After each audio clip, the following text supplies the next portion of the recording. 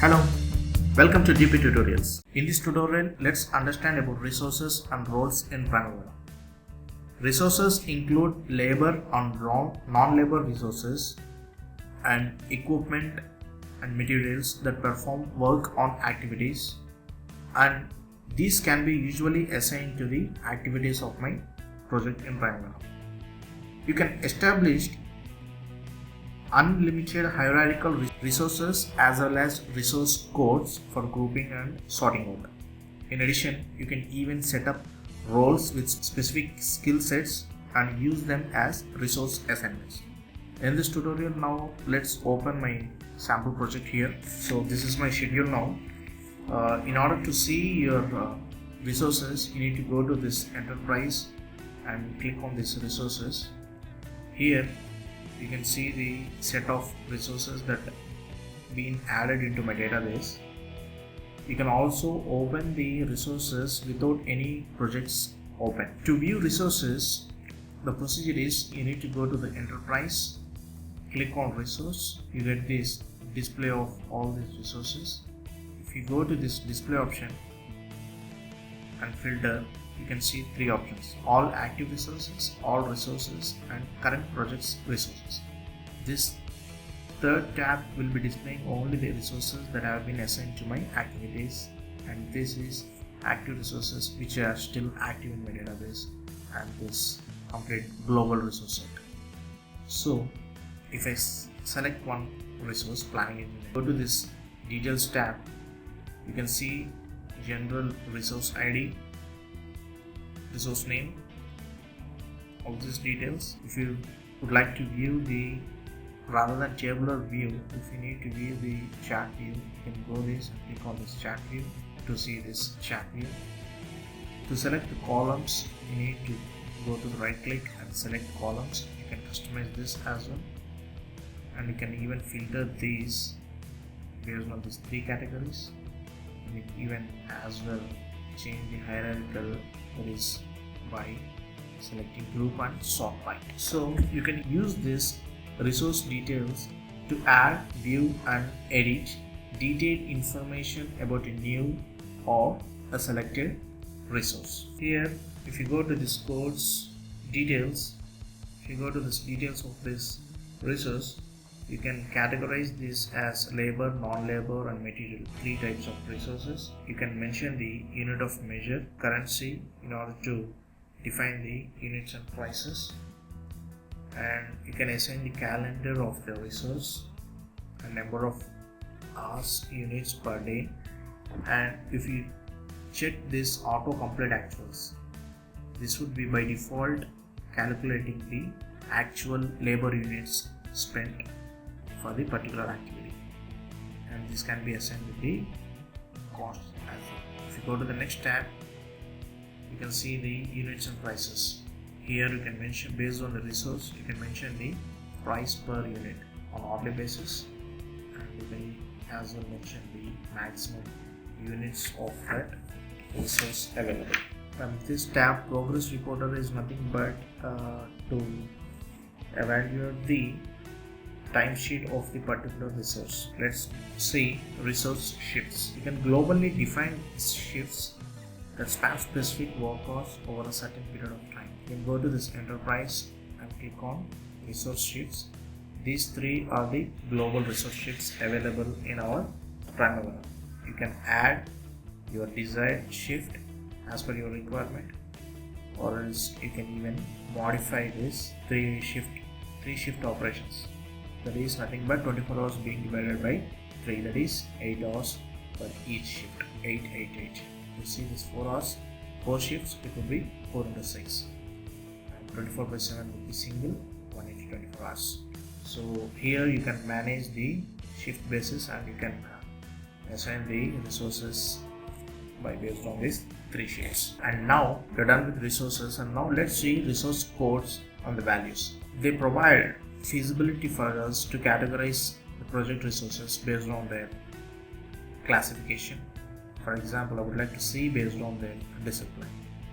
And how we need to set up this resource codes. You need to go to this enterprise, click on these resource codes, click on add or modify the existing available resource codes. So this would be helping us in categorizing the resources. And let's see how to assign the resource codes for the existing resources now. You can assign code values to resources using the codes tab here and clicking this assign button so that you can see the available resource codes.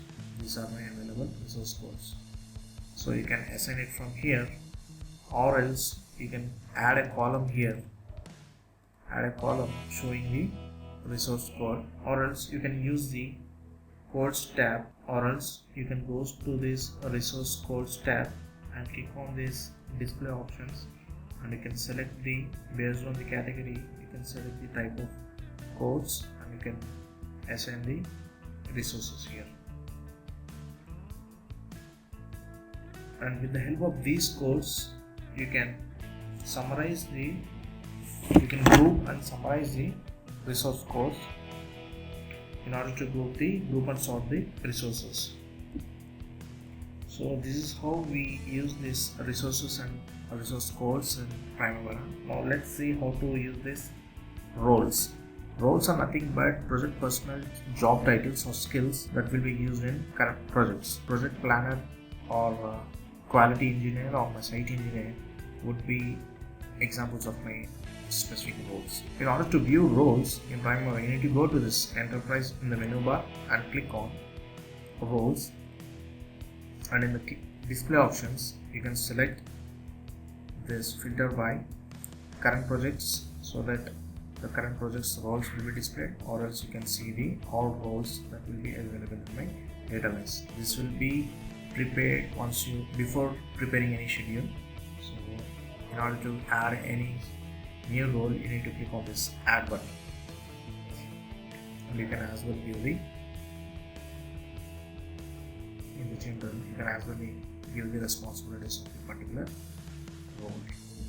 What would my mechanical engineer's responsibilities, electrical responsibilities, you can even as well define the roles here. To view the roles of a specific resource, choose enterprise resources, select the resource which you would like to see the role. I'm selecting this hard programmer resource, and you can see here the roles tab. You can see the roles. This will be, here it is categorized under the role name IT.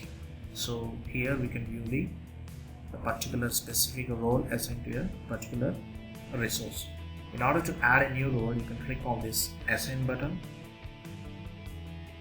or else go to this enterprise and click on roles, and you can as well add the resources for a particular role. So you can assign either way, roles to resources or else resources to role. So let's again go to the roles now. If I select some project manager or construction, let's take carpenter. Now we can add the resources here, and now next go to the prices. You can mention the 5 types of prices for each role. So whenever you assign the roles to a resource, you can select any one of these based on which the cost and budgeting will be calculated. And limits are nothing but you can mention the maximum units per time. Like if I select this foundation, it will be 8 units per day. This is by default 8 hours per. If you take a labor force, it will be 8 hours per day. So this would be my limits. You can as well add multiple limits for each assigned role. Now we are done with the resources, resource codes and roles. Now let's understand these resource curves. There it is. Go to enterprise and click on this resource curves. You can choose enterprises resource curves and click on add and select existing curve from which you need to copy the curve values, or else you can modify the existing ones. If I select something from global or triangle and click on modify, these are the percentage values which sum up to 100%. If I modify this to 8, this can be modified to my particular project.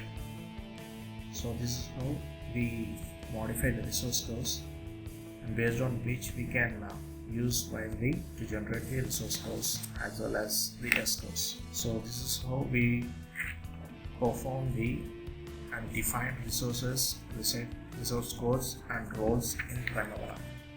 Now next tutorial, let's understand about work breakdown structure, that is WBS. I hope you understood this video tutorial. Please do subscribe for more upcoming videos. Thank you.